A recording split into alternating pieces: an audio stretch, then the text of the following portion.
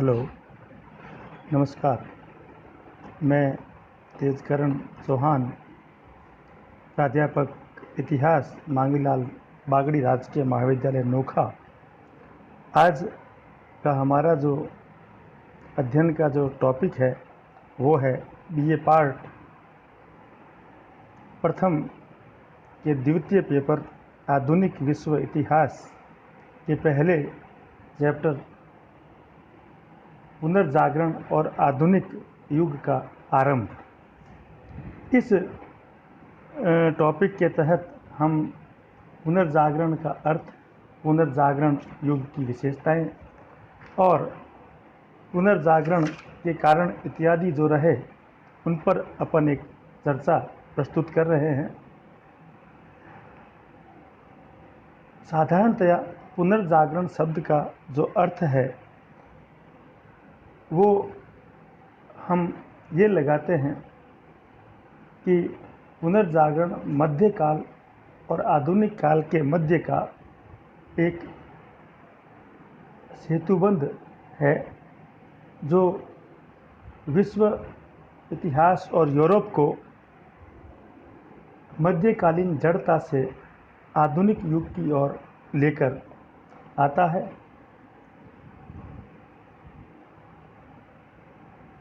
पुनर्जागरण से तात्पर्य उन समस्त नवीन बौद्धिक मन स्थितियों से लगाया जाता है जिन्होंने यूरोप को धीरे धीरे आधुनिकता के द्वार पर पहुंचाया।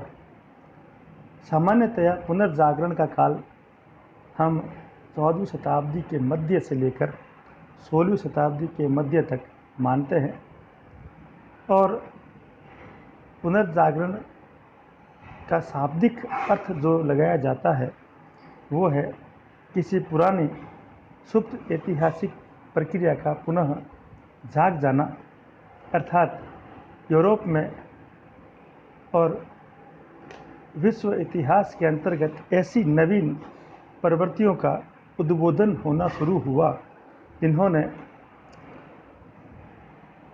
मध्यकालीन यूरोपीय जड़ता को पूर्णतः समाप्त कर दिया और यूरोप को एक नवीन युग में लेकर प्रवृत्त हुई और जिसने आगे चलकर संपूर्ण विश्व इतिहास को प्रभावित किया।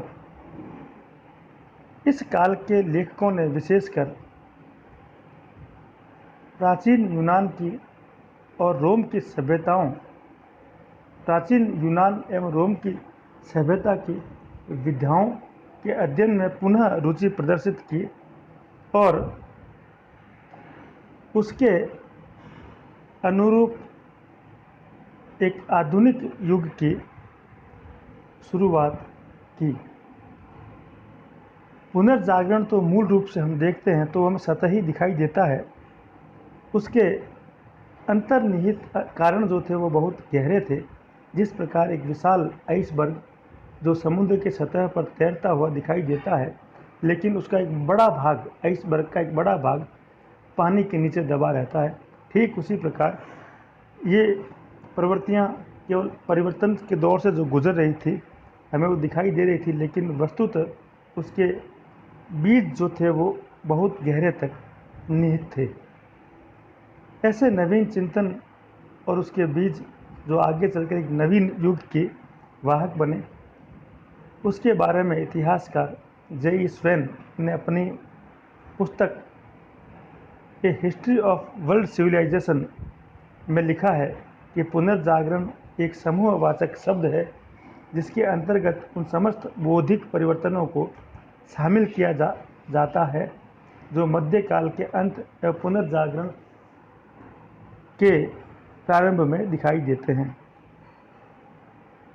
मूलतः हम देखते हैं तो हमें पुनर्जागरण की 3 विशेषताएं दिखाई देती है, जिनके या यूँ कहें कि पुनर्जागरण के जो 3 आधार थे वो इस प्रकार थे। उसमें सबसे पहला जो आधार था वो था मानववाद, अर्थात मानवीय व्यक्तित्व के स्वतंत्र विकास की अनंत संभावनाओं में विश्वास। अर्थात इस युग में केवल और केवल केवल मनुष्य के विकास और उसके सुख और कल्याण की संभावनाओं में विश्वास किया गया। दूसरा जो आधार था वो था बुद्धिवाद या विवेक प्रधान चिंतन, अर्थात किसी भी प्रकार की रूढ़िवादी जो धर्म में जो बातें निहित थी, उन बातों पर हमें तभी विश्वास करना है जब उनका स्वतंत्र रूप से तर्क वितर्क किया जाए और स्वतंत्र चिंतन किया जाए, उसके पश्चात ही उन्हें स्वीकार किया जाए। और तीसरा जो मुख्य आधार कहा जा सकता है वो था वैज्ञानिक मन स्थिति, अर्थात बिना सिद्धि या प्रमाण के भौतिक विश्व की किसी भी घटना को स्वीकार नहीं करना। अर्थात वैज्ञानिक मन स्थिति का तात्पर्य ये है कि विश्व की जितनी भी जो घटनाएं होती है उनके पीछे कोई न कोई कार्य कारण संबंध अवश्य विद्यमान रहता है। बिना उस पर चिंतन किए तर्क किए हमें उन चीज़ों को नहीं स्वीकार करना चाहिए। इस प्रकार उपयुक्त तीनों चिंतन बिंदु मध्यकालीन परंपराओं के प्रति स्पष्ट विद्रोह का रेखांकन करते हुए दिखाई देते हैं।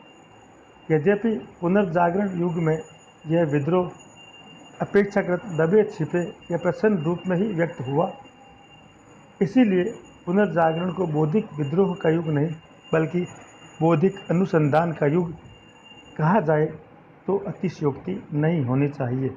जो भी हो, पुनर्जागरण युग की आंतरिक मन स्थिति मध्यकालीन युग के धार्मिक आधिपत्यवाद को धीरे धीरे नकार रही थी और स्वतंत्र चिंतन की ओर समाज को अग्रसर कर रही थी।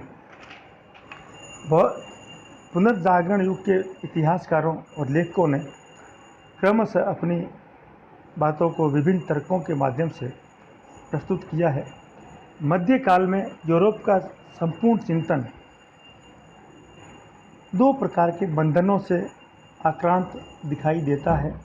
प्रथम जो बंधन था समाज पर वो था चर्च और धर्म अधिकारियों द्वारा प्रतिपादित विचारों और जीवन पद्धति को आंख मूंद कर स्वीकार करना उनके लिए आवश्यक था, अन्यथा उन्हें धर्मद्रोह की सज़ा भुगतनी पड़ती थी। और दूसरा जो बंधन था समाज पर वो था सामंतों और जागीरदारों का।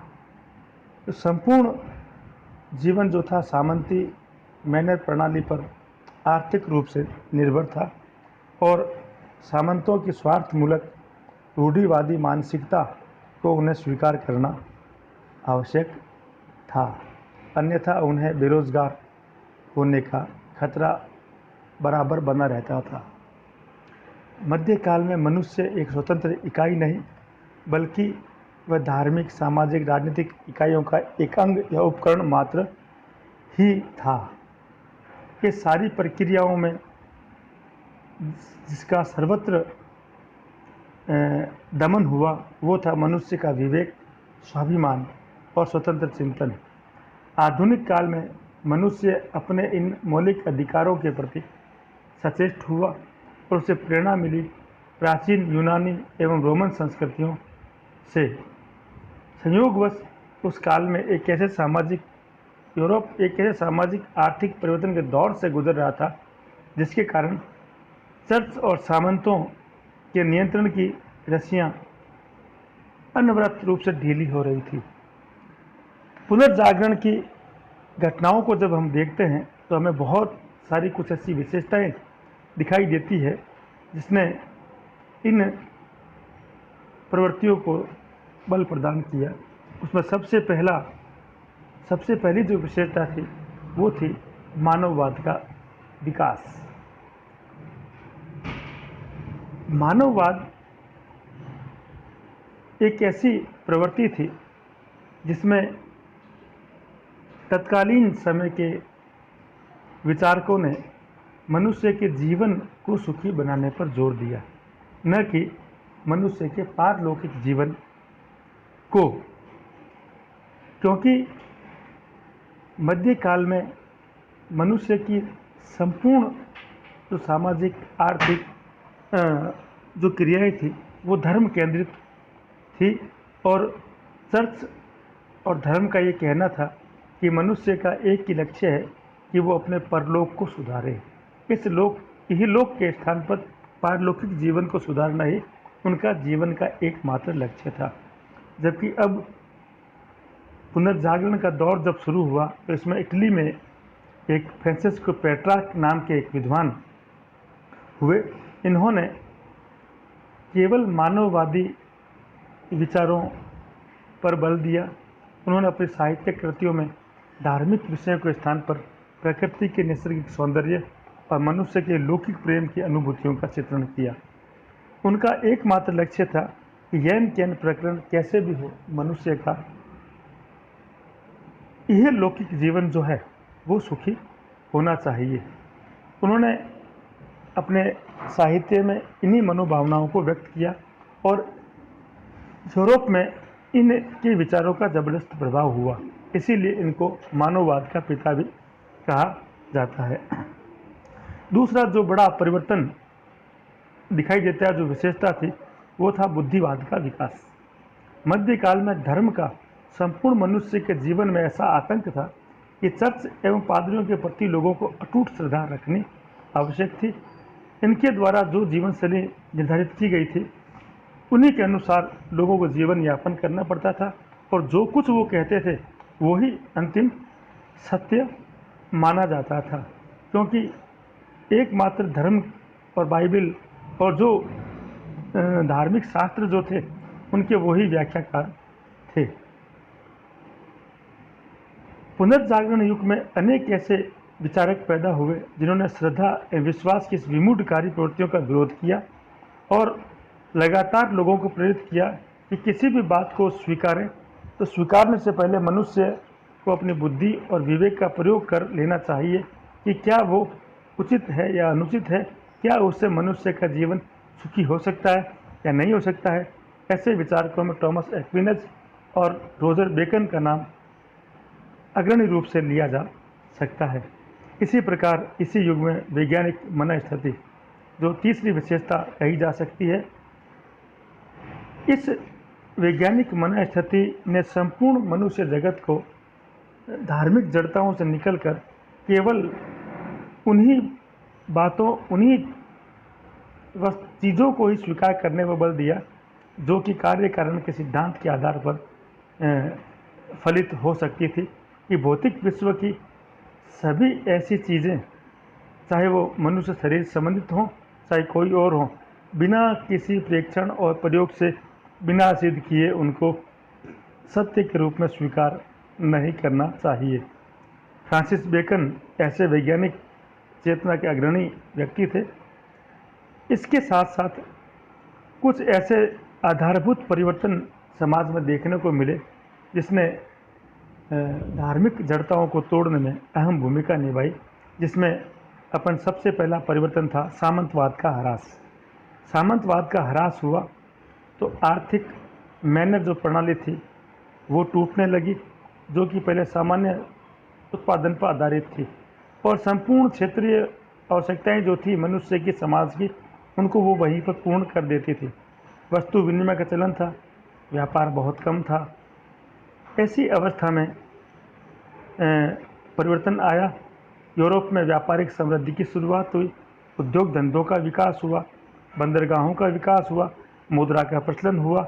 इन सब चीज़ों ने मैनेरियल सामंती अर्थव्यवस्था और दास प्रथा को समाप्त करने में एक अहम भूमिका निभाई और लोग इन बंदी गृहों से, इन मैनर प्रणाली से निकलकर अन्य शहरों नगरों में व्यापार और अन्य चीज़ों में वो अपनी जीविका देखने लगे। इसी क्रम में सामाजिक जीवन में भी परिवर्तन आया।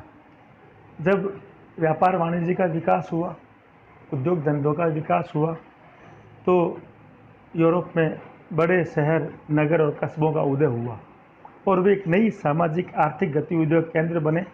सारा समाज, एक समाज का बड़ा हिस्सा जो पहले कृषि फार्म तक सीमित था, सामंत किले तक सीमित था, वो अब इन चीज़ों से निकलकर इन शहरों इन वाणिज्य केंद्रों में जीवन बसर करने लगा, जिससे उनका जीवन बदला। इसी प्रकार बड़े व्यापारिक और वाणिज्यिक प्रगति के कारण जो बड़े शहरों और नगरों का उदय हुआ, उन्होंने राजनीतिक जीवन में भी एक परिवर्तन की शुरुआत की। अब नवीन आर्थिक और सामाजिक प्रवृत्तियों का उदय हुआ, जिसके आधार पर बड़े राज्यों का उदय हुआ, क्योंकि व्यापार और वाणिज्य के स्वतंत्र विकास के लिए बड़े राज्यों का होना आवश्यक होता है, क्योंकि व्यापार वाणिज्य पर जितना कम कर और चुंगी होगी, उतना ही ज़्यादा व्यापार का विकास होगा।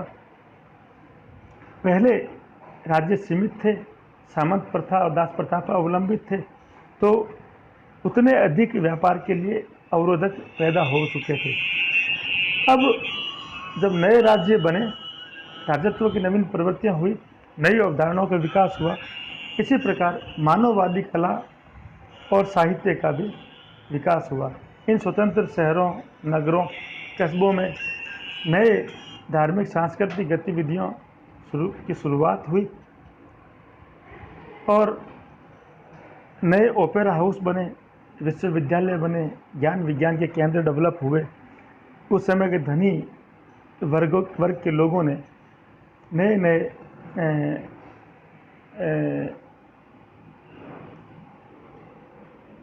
सांस्कृतिक गतिविधियों को आगे बढ़ाने में एक महत्वपूर्ण भूमिका अदा की, जिससे जीवन के सहज नैसर्गिक सौंदर्य में उल्लास की शुरुआत हुई, एक उसकी अभिव्यक्ति हुई। क्योंकि दोस्तों, ये जो विषय है ये बहुत विशद है। पुनर्जागरण के जो कारण और उसके बाद जो उसके परिणाम हैं, वो एक काफ़ी बड़े क्षेत्र में है। अतः हम आगे नेक्स्ट व्याख्यान में देखेंगे इसके क्या प्रभाव यूरोप में और दिखाई दिए, कारण, परिणाम, और फिर एक पुनर्जागरण जो हुआ इटली में हुआ, वो इटली में ही क्यों हुआ। अतः आज हम इस टॉपिक को इतना ही